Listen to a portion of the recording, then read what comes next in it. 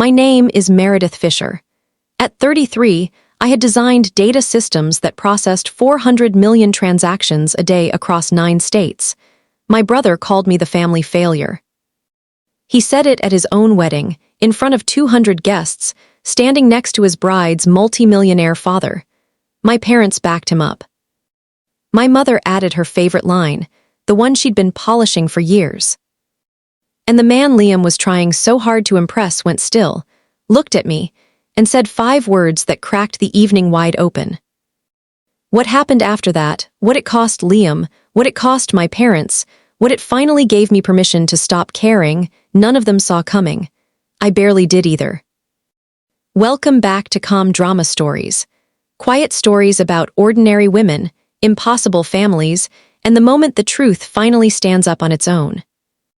If you've ever been the one nobody bragged about, this one's for you. Drop a comment and subscribe. Now let me take you back to where it started. 6 weeks before the wedding, on a Tuesday night in March, I was eating leftover soup in my Charlotte apartment when my phone buzzed with a notification from a group chat I'd been removed from 3 weeks earlier. The Fisher fam chat. They'd added me back, not to catch up, not to apologize. My brother's message read, "Are you coming or not?" Don't make it weird. Below it my mother had typed, "Meredith, please just confirm. Sienna's family is very particular about head counts. Sienna Calloway, Liam's fiancée. Daughter of Gerald Calloway, the venture capital investor whose fund had reportedly backed 14 companies in 3 years, all of them in data infrastructure." I knew the name because everyone in my industry did. Callaway Ventures' licensed infrastructure built on systems I had helped architect at Halcyon. I didn't think about that connection then. I was too busy reading the next message. My father, a man who communicated almost exclusively through silence, had typed a single line. It would mean a lot, Mur. The most he'd said to me in a text in 2 years. I put the phone down, picked up my soup. The broth had gone cold. Here is what you need to understand about the Fisher family. We had one success story, and it wasn't me. It was Liam. Liam, who dropped out of a business program to launch Viridia, a data intelligence startup that had raised $11 million and landed on 3 companies to watch lists before his 30th birthday. And me, I was the daughter who built things nobody in my family could see. The last time I went home for dinner, my mother invited the neighbors. When Mrs. Patterson asked what I did for work, my mother waved her hand like she was swatting a fly. "Oh, Meredith does computer things, databases or something." She turned to Mrs. Patterson with a smile that had been rehearsed in a bathroom mirror. "We don't brag about her," she said it lightly, "the way you'd say you don't keep dessert in the house, a fact of life. A household policy." The rest of the dinner was about Viridia. My mother recited Liam's accomplishments the way a docent walks you through a museum. She left out the part where my parents had pulled $140,000 from their retirement savings to fund his Series A shortfall. I knew because my father mentioned it once in a phone call, so quiet I thought the line had dropped. "We believe in him, Mur. Your mother and I, we put in what we had. 31 years of a middle school principal's pension and a dental hygienist's overtime. Converted into equity in a company my brother ran and my mother narrated. At Halcyon Systems, I was a senior data systems architect. The system I built, Cascade, was a real-time data orchestration engine that handled pipeline routing across financial services, logistics, and healthcare. If you have ever swiped a debit card at a grocery store in the southeastern United States, there is a reasonable chance my architecture touched that transaction. My colleague Nora used to joke that I was the ghost who built the spine of this place. I designed the bones. Other people got to walk around in the body. 4 years earlier, Liam had called me at 11 at night. He was 26, 3 months into Viridia and panicking. He had pitched investors on a proprietary real-time data engine. What he had was a pitch deck, a leased office, and a demo that ran on a spreadsheet macro. "I just need the core module," he said, "something that works for the demo." I'll hire a real team after the round closes. He was my brother. My parents had called twice that week, so I helped. I spent 3 weeks building a functional prototype, a stripped-down data routing engine, written from scratch on my personal laptop, entirely outside my employment agreement. We signed a consulting contract. Liam promised a $10,000 fee and a co-architect credit on the technical documentation. He paid me $1,500. The credit never appeared. What did appear, 14 months later, was Viridia's public product page describing their proprietary engine, a system I recognize the way you recognize your own handwriting. Same architecture. Same module structure. Same variable names in the API documentation. He had renamed the modules, changed the color scheme on the dashboard, and called it innovation. I said nothing. My mother would have called me jealous. My father would have gone quiet. So I closed the tab, filed the consulting agreement in a blue folder, and went back to building things that worked. That folder lived in the bottom drawer of my desk under old tax returns. Inside, a printed consulting agreement with both our signatures. A commit log showing 47 commits over 21 days, all authored by M. Fisher. A 3-page architecture spec in my own shorthand. And a single printed email from Liam, sent at 2 in the morning. Subject line, "Can you just make the demo work? I'll handle the rest." The last honest thing my brother ever wrote to me about Viridia, I didn't keep it as evidence. I keep records of the way other people keep journals. It's the same instinct that makes me back up files in 3 locations and label my cables. 3 weeks before the wedding, Liam landed a feature in a regional tech publication. The Quiet Disruptor. How one founder built a data engine that could change the game. The technical description they quoted from Liam was nearly word for word from the architecture spec I had written 4 years earlier. Not the spirit of it, the actual sentences. The article mentioned that Viridia was in advanced discussions with Callaway Ventures for a significant Series A. My mother posted it in the family chat with champagne emojis. 12 family members reacted with hearts and thumbs up. I didn't react. Nobody noticed either way. 10 days before the wedding, Liam asked me in the family chat to review some technical documentation before a meeting. I recognized the pattern immediately, the same cadence as 4 years ago. But I scrolled back through the chat history I'd been excluded from and found, buried between a caterer's menu and a note about floral arrangements, a message from Liam to my mother. Don't worry. She won't understand what's happening anyway. She just builds back-end stuff. The code that ran his entire company was back-end stuff. I replied, "Send me the documents." He sent a 6-page technical summary of Viridia's infrastructure, the same summary going to Callaway Ventures. I read it in 14 minutes.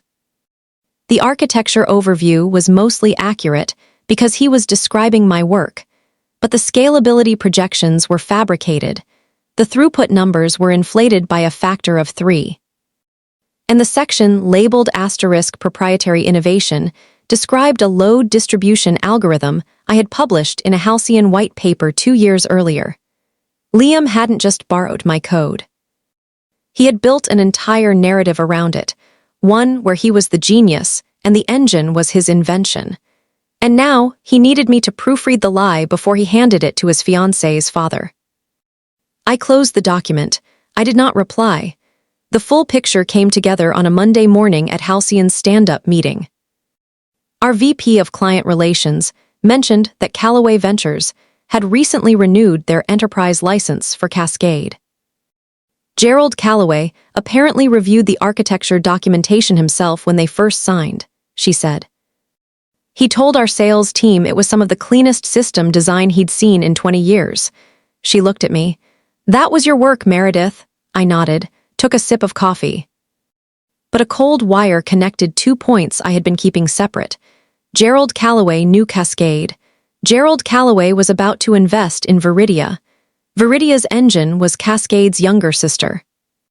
Same bones, same logic, same handwriting. If Callaway's team ran serious technical due diligence, they would find code patterns, naming conventions, and structural choices that matched Cascade at a foundational level. And if they looked at the authorship of those modules, they would find the name M. Fisher. My name, my mother called that weak. Her voice had the particular tightness she reserved for conversations where she needed me to cooperate without asking questions. Meredith, Sienna's family is important. Gerald Calloway he's not like us. He's the kind of man who pays attention, so don't talk about technical things, don't bring up Halcyon. Don't say anything that makes Liam feel like you're competing. A pause. For once, just let your brother have his moment. For once, as if I had ever tried to take one. My colleague Nora told me not to go. Why would you? They treat you like furniture. She wasn't wrong, but something had shifted in me since January. Maybe therapy. Maybe the summit invitation, still unanswered in my inbox. Maybe just the plain arithmetic of turning 33 and realizing I had spent a decade making myself smaller so the people around me wouldn't have to feel short. I'm not going to perform small so everyone else feels tall, I told her.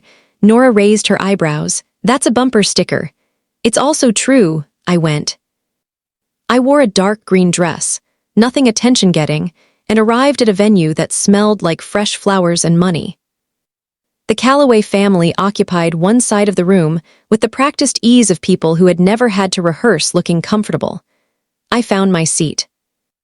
A round table near the middle of the room, next to an aunt I had not seen in 6 years and across from my parents, who greeted me with the particular warmth they reserved for obligations they were relieved had arrived on schedule. Liam found me before the ceremony. He looked polished and slightly wired, the way he always looked when something large was at stake. You look fine, he said, not a compliment, an assessment. Just stay low-key tonight. Gerald is here and we're close on the term sheet. Don't make it about you. I didn't say anything. I watched him walk away. The ceremony was beautiful. Sienna was radiant. Whatever I felt about Liam, she had done nothing wrong. At the reception, Gerald Calloway made his way through the room with the quiet authority of someone who had learned that attention was a resource you spent carefully. When Liam introduced us, his smile was wide and slightly too fast. And this is my sister, Meredith. She's in tech too, back-end work, databases, nothing glamorous. He laughed. His mother laughed. My parents smiled. Gerald Calloway looked at me. He was quiet for a moment, the kind of quiet that has weight. Then he said, Meredith Fisher, you're at Halcyon. Not a question. Yes, I said. Cascade, he said, that's yours. The table went still. Liam's smile didn't move, but something behind his eyes did. Co-authored, I said. But the core architecture, yes. Gerald Calloway nodded slowly, the way someone nods when a thing they suspected has just been confirmed. We've been running Cascade for 3 years, he said. I've read everything you've published. The load-balancing white paper changed how we thought about pipeline redundancy across 3 of our portfolio companies. My mother opened her mouth. Closed it. Liam said something I didn't catch because I was watching Gerald Calloway's face. I'd very much like to speak with you this week, he said to me. Professionally, then he looked at Liam, not unkindly but directly. You have a talented sister. Those were the 5 words, simple, quiet. And in that room, in front of the people who had spent years deciding I wasn't worth bragging about, they landed like a structural correction, the kind that reveals everything that was built wrong. My mother said nothing for the rest of the evening. My father looked at his hands. Liam smiled at the right moments and spoke carefully, but the ease had left him, the ease that comes from being the only person in the room anyone is interested in. 3 weeks later, Calloway Ventures did not fund Viridia's series. I was never told exactly why. But I know that serious due diligence had been conducted. I know that technical teams compare architecture patterns. I know what they would have found. Gerald Calloway's office did reach out to me the following Tuesday. Not about Liam, about Cascade. About a potential advisory role on 2 of their portfolio companies in infrastructure modernization. I accepted. My mother called 2 weeks after the wedding. She didn't apologize. She said she hoped things weren't awkward now. I told her I wasn't awkward. I had never been awkward. I had just been quiet. I hung up and opened my laptop and went back to building things that worked. That has always been enough. Now, finally, it was something else too. It was visible. And I had stopped being afraid of that.